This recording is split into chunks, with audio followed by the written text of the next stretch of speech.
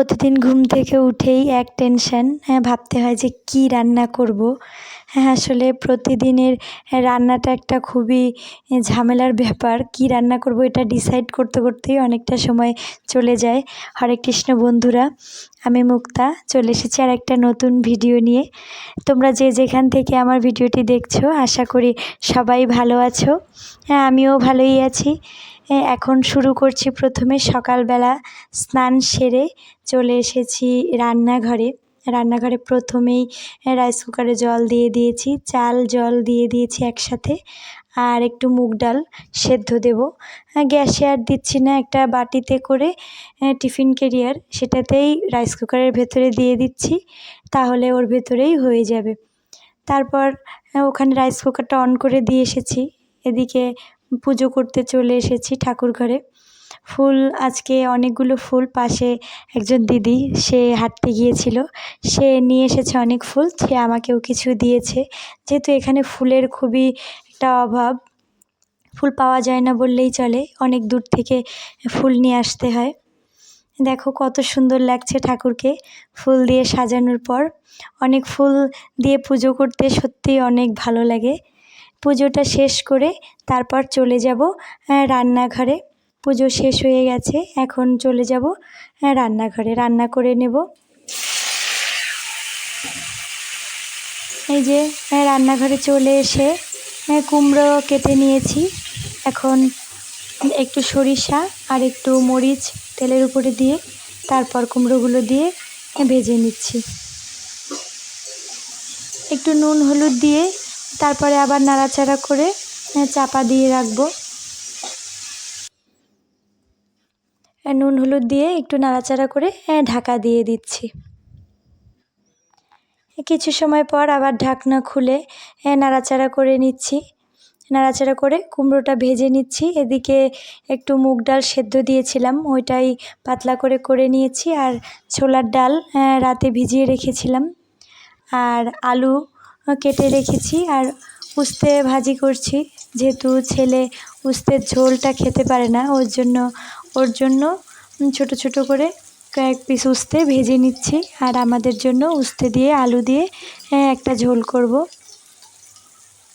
উস্তেটা ভেজে নিয়ে তারপর ঝোলটা করব।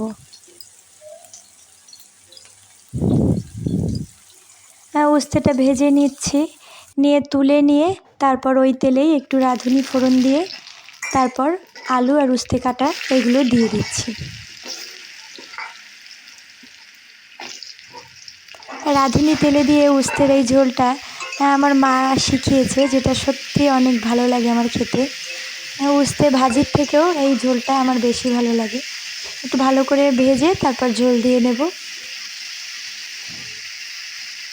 আর এদিকে ডাল ভিজিয়ে রেখেছিলাম, সেটা ব্লেন্ড করে বড়া করে তরকারি করব। এখন ডালগুলো আরেকবার ধুয়ে ব্লেন্ডারে দিয়ে দিচ্ছি। ব্লেন্ডারে দিয়ে ব্লেন্ড করে নেব। ব্লেন্ড করে নিয়ে তার মধ্যে একটু সামান্য জিরে গুঁড়ো, একটু হলুদ, একটু লবণ আর একটু মরিচের গুঁড়ো দিয়ে তারপর ভালো করে মেখে নেব। এই যে হলুদ গুঁড়ো, লঙ্কা গুঁড়ো সব একসাথে দিয়ে নিচ্ছি, দিয়ে ভালো করে মেখে বড়া আকারে গড়ে ভেজে নেব। আজকে বড়া দিয়েই ঝোল করব। প্রতিদিন ভাবতে হয় যে কি রান্না করব, একটা মানে টেনশনের ব্যাপার, কি করব। এই জন্য আজকে ভাবছি একটু বড়া দিয়ে তরকারি করে নিই। বড়া কিছুটা করে তুলে নিয়ে আবার কিছুটা করছি, কারণ একবারে দিলে ভেঙে যায়, অনেক সময় তুলতে পারি না, উঠাতে কষ্ট হয়, ভেঙে যায়। এই জন্য একবার তুলে নিয়ে পরের বার আবার দিচ্ছি। আর কিছুটা রয়েছে, এটার ভিতরে সামান্য একটু কালো জিরে আর একটু ধনিয়া গুঁড়ো দিয়ে একটু ভালো করে মেখে একটু বড়া করে নেব ভাতে খাওয়ার জন্য। এটা আর ঝোলের ভেতরে দেব না।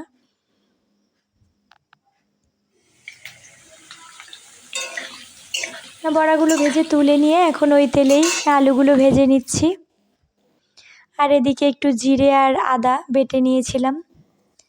এই যে বড়ার ঝোলটা এদিকে প্রায় হয়েই গেছে, বড়াগুলো দিয়ে দিয়েছি। এখন সামান্য একটু গরম মশলা গুঁড়ো দিয়ে নামিয়ে নেব। একটু ঝোলঝোলই রাখবো, যেহেতু ঠান্ডা হলে কিছুটা টেনে যাবে।